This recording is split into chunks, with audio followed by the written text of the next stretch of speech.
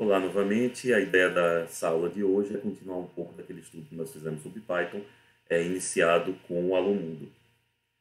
Bem, quando você abre a tela do Colab, você vai ver com sua conta do Google, você vai ver aqui essas abas. Por padrão, os notebooks são gravados no Google Drive, mas você pode transmiti-los para o seu GitHub, ou gravar na sua máquina, fazer o download e depois fazer o upload numa outra máquina, se bem que elas ficam na nuvem, mas a ideia talvez seja interessante para vocês terem uma cópia local. E também vocês podem instalar o Python localmente, por exemplo, utilizando o Jupyter ou o Spyder como IDEs, e esses notebooks podem ser lidos por aqueles ambientes. Pois bem, então aqui nós temos o padrão, né, a aba de exemplos, aqui os nossos trabalhos recentes, que tiver gravado no Google Drive. Se você fizer uma atualização no seu GitHub, ele também vai fazer a gravação, ou pode fazer o upload. Eu vou vir aqui em arquivos recentes. Vou abrir aqui esse notebook. Demora um pouquinho para abrir, que é a primeira execução.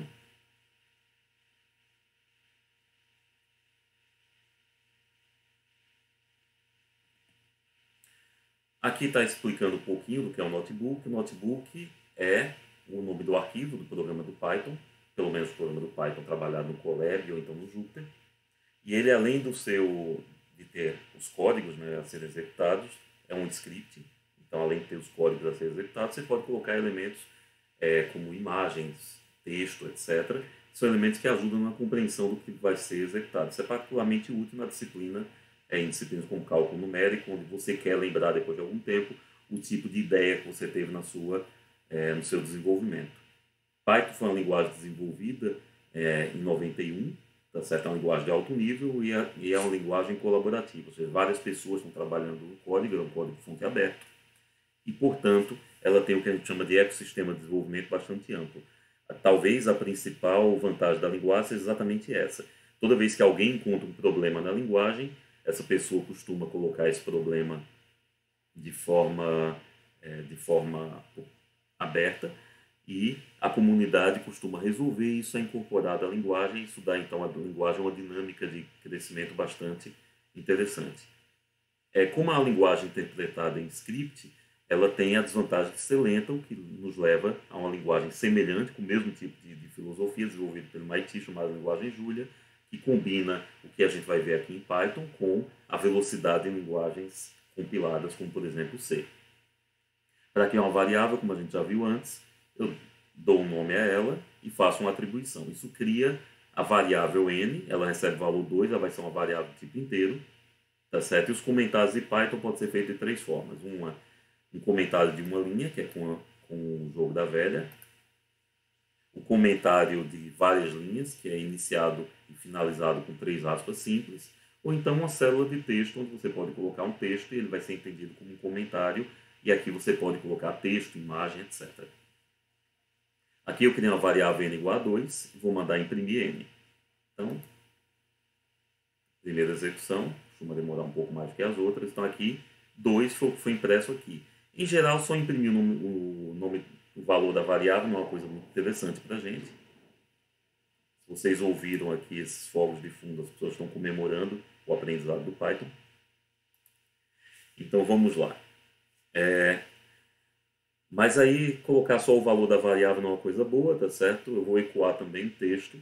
O valor atual da variável n é 2 pontos, vou mudar de linha, fazer 3 tabulações, tá certo? E vou imprimir n. Se eu quiser utilizar o mesmo print para para imprimir diversos dados, basta separar esses dados por vírgula, como a gente já viu antes. E se eu tiver esquecido qual o tipo da variável? As variáveis em Python pode ser inteira, ponto flutuante, complexas, strings, booleanas e outros tipos de dados que são aplicáveis mais ao contexto, por exemplo, de ciência de dados. Aqui eu posso colocar, então, posso usar esse comando type_n, ele vai então me dizer qual é o tipo da variável. Toda variável em Python é uma classe, é uma linguagem orientada a objeto. Então ele diz que essa variável n, por enquanto, ela está da classe int. Se eu mudar então ela para n igual, colocar aqui no meu código,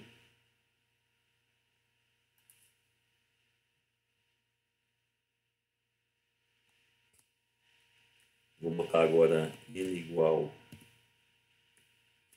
José. Vou mandar agora imprimir o tipo da variável n.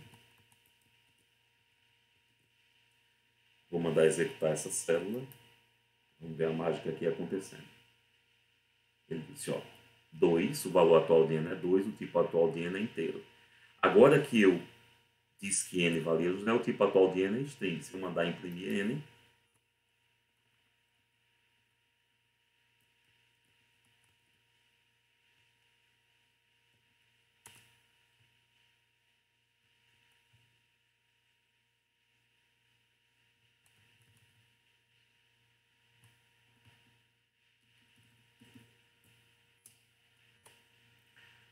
se eu mandar agora imprimir n, ele vai dizer José e o tipo string.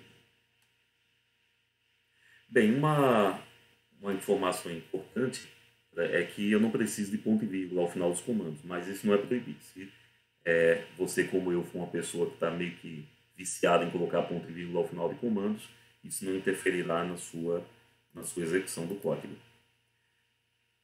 Eu vou agora criar um n, mas a partir do n ele vai pedir o valor de n. Então, vou colocar aqui.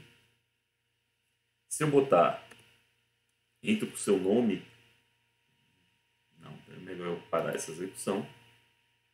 Para parar a execução, eu aperto aqui no executar, vou colocar entre com o valor de n.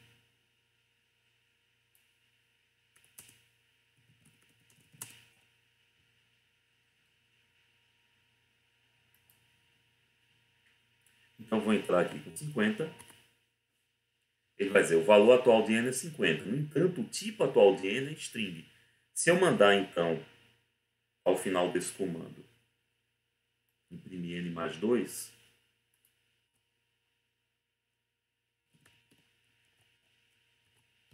ele não vai imprimir 52, como era esperado, porque n é do tipo string. E aí vai dar um erro, dizendo, olha, eu não posso somar, não posso concatenar, no caso ele entende a soma de strings como concatenação, eu não posso concatenar string com inteiro. Então, esse comando aqui vai dar um erro.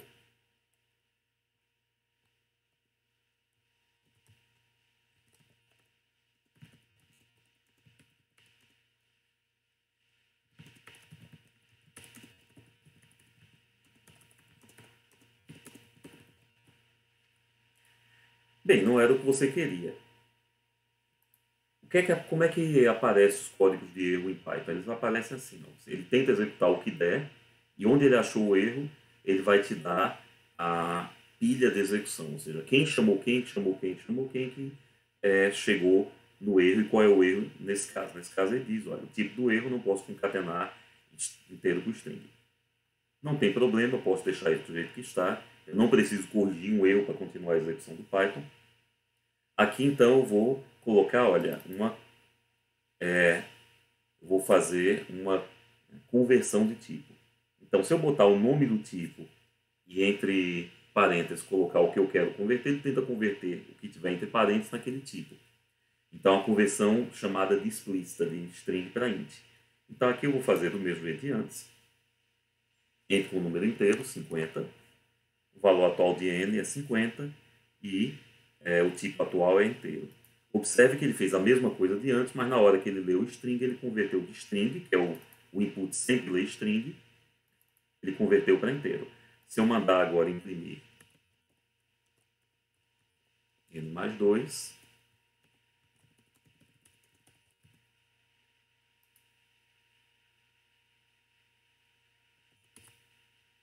ele vai imprimir 52 como esperado.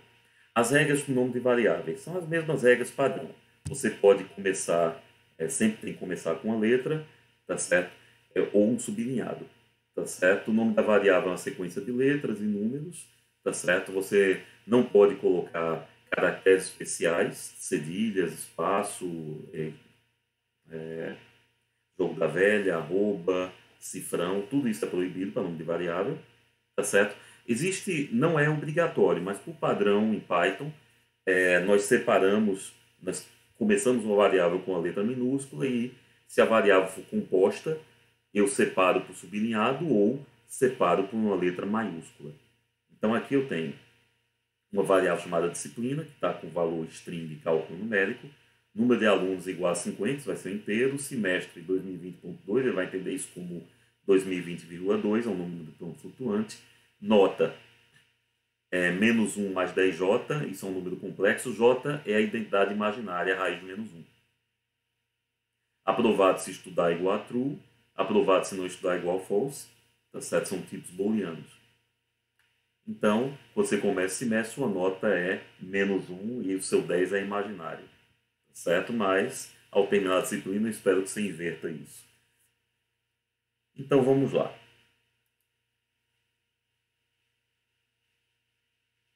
Sob aquele padrão de separar por letras maiúsculas, está aqui um exemplo. Esse é um nome necessariamente longo para uma variável. Cada uma das novas palavras tem um maiúsculo na frente. É mais ou menos o padrão que se usa em Java também. Então, na disciplina de cálculo numérico, no semestre 2020.2, temos mais de 50 alunos. Se estudar para você for true, o resultado do semestre vai ser tranquilo. Se for false, a gente se vê novamente no semestre que vem. Sua nota atualmente é menos 1 mais 10j. Algumas conversões, eu estou convertendo string para inteiro, x, int, 10 entre aspas. Eu posso pegar, tá certo, um inteiro e converter para string, tirar essas aspas aqui, vou converter esse inteiro menos 10 para string. O y eu posso converter 10, que é inteiro, para ponto flutuante, receber y, e converter o número inteiro 10 a um número complexo, um número inteiro, um ponto flutuante, vou botar 10.7, por exemplo. Eu vou converter esse ponto flutuante para o tipo complexo e vou mandar imprimir cada um deles. Então está aqui x igual a 10 do tipo int, depois menos 10 do tipo string, depois 10.0, e pegou aquele 10 inteiro e converteu para ponto flutuante, e fez a mesma coisa, pegou o 10.7 que eu tinha colocado e converteu para um número complexo. Tem alguns tipos de dados que podem ser interessantes para a gente. A gente não vai falar aqui muito deles, tá certo? São tipo list, tupla e dicionário. Esses tipos são muito legais porque eles permitem uma manipulação de dados bem avançada, principalmente para a gente que está acostumado com linguagens de programação um pouco mais restrita na manipulação de dados. Por exemplo, no Python, você pode ler diretamente uma planilha Excel, trabalhar com ela e salvar novamente no formato Excel. Eu vou só colocar uns exemplos aqui, só para visualizar um pouco da funcionalidade, mas, em geral, o tipo que a gente mais vai explorar nas disciplinas matemáticas são arrays e matriz, tá certo? São vetores e matrizes. Então, aqui eu tenho o tipo list, é uma lista de palavras, de strings, de números inteiros, etc., o que você quiser. Então, fiz uma lista de alunos, Zé das Couves, Maria do Bairro, João do Pé do Feijão e Maria vai com as outras, tá certo? As notas são menos 1, menos 2, menos 3, menos 8.5. Eu vou imprimir o tipo dessa variável alunos, tá certo? E lembrar que no Python, assim como no C e no Java, a numeração, seja de lista, de vetores, etc., começa do 0, não começa do 1. Então, o primeiro elemento de um vetor é vetor 0, o segundo elemento é vetor 1, e por aí vai. Então, está aqui. Eu criei alunos, que é do tipo lista. Eu mandei imprimir, está aqui a impressão, Zé das Cores, Maria do Bairro, etc. Tá certo? Aqui eu mandei imprimir alunos 1. Observe que alunos 1 não é Zé das Couves, que é a primeira, o primeiro elemento de uma lista, de uma matriz, etc., é um elemento, um vetor é o elemento 0. Então, o elemento 1, na verdade, aqui é 0, aqui é 1, vai ser Maria do Bairro. Então, ele vai mandar imprimir Maria do Bairro. E aqui eu posso, por exemplo, atribuir Maria do Bairro, na verdade é Maria lá do Bairro. Nossa, eu não sei falar espanhol, então não se espantem. Então aqui eu tenho, tá certo? Quando eu mandar imprimir novamente, ele vai modificar o segundo elemento por uma atribuição. Poderia ter modificado, por exemplo, o terceiro elemento, ou o quarto, etc. Se eu tentar modificar um elemento que não existe, por exemplo, alunos 9, o que é que acontece? Clico aqui, ele vai me dar um erro, dizendo, olha, você tentou atribuir fora do intervalo uma vez que aqui eu só tenho 0, 1, 2, 3. Eu tenho, então, 4 elementos numerados do 0 até o 3. Se eu tentar fazer isso, por exemplo, aqui no elemento 3, vai funcionar normalmente. Ele vai subscrever João do Maria vai com as outras para Maria del Bairro. Bem, dicionários são outra estrutura de dados bem interessante, tá certo? Bastante usual no contexto de ciência de dados. Por exemplo, eu vou fazer um dicionário aqui, vou dizer, olha, Zé das Couves tem 1,65 m, Maria do Bairro 1,60 m, João do Pé de Feijão 1,70 m, e Maria vai com as outras, tem 2,15 m. E aí, eu posso fazer esses comandos aqui. Aqui está, qual foi o erro? A altura não está definida.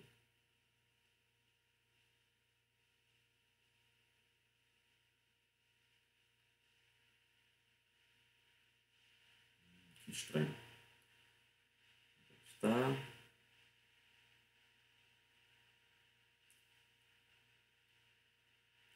Não é altura, aqui é dicionário de estaturas.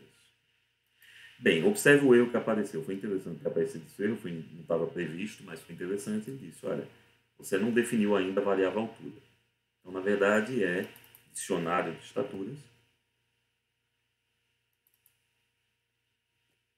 E agora vai funcionar. Então, o que é que eu tenho aqui? O que é que ele fez? Ele criou um dicionário onde a chave Zé das Couves, a chave tem que ser primária, tá? Não pode ter repetição de chaves dentro de um dicionário. Então, Zé das Couves vai ser sempre associado ao número 65. Então, se eu quiser, olha, se Zé das Couves estiver dentro do dicionário de estaturas, imprima Zé das Couves está no dicionário. Do contrário, ele não está, tá certo? Então, aqui, por exemplo, Zé das Couves está no meu dicionário. E ele tem a altura 1,65 m. A altura de Maria del Bairro é dicionário de estaturas. Ao invés de colocar aqui um indexador, como colocaria 0, 1, 2, etc., eu deixo para a linguagem o trabalho de procurar essa chave Maria del Bairro. Aqui dentro ele vai procurar e vai descobrir que ela está associada a um número 1,60 m, exatamente como um dicionário. Né? Eu tenho uma chave, por exemplo, a palavra altura, o que é que significa? Eu tenho lá uma definição no dicionário, é exatamente o que está acontecendo aqui. Então, quando eu mando executar esse código, ele vai dizer a altura de Maria do Bairro é 1,60 m, 1,6 m. Zé das Couves está no dicionário. Ele achou, olha, tem um cara chamado Zé das Couves no dicionário. Se eu mandar procurar Zé Buscapé, ele vai dizer, Zé Buscapé não está neste dicionário em particular. Bem, isso então meio que termina a nossa aula de hoje.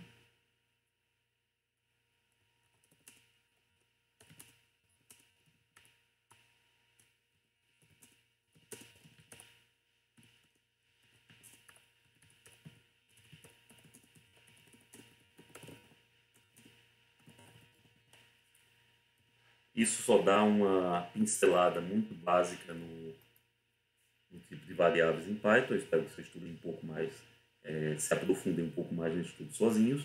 Qualquer dúvida podem perguntar em aula. Esse notebook também vai ser disponibilizado para vocês. Na aula que vem, nós vamos trabalhar com o conceito de vetores e matrizes, que é bem mais específico. A gente vai trabalhar ele com um pouco mais de detalhes, uma vez que ele é bem mais usual nas nossas disciplinas de matemática. Então, mais uma vez por hoje é isso. Até a próxima aula.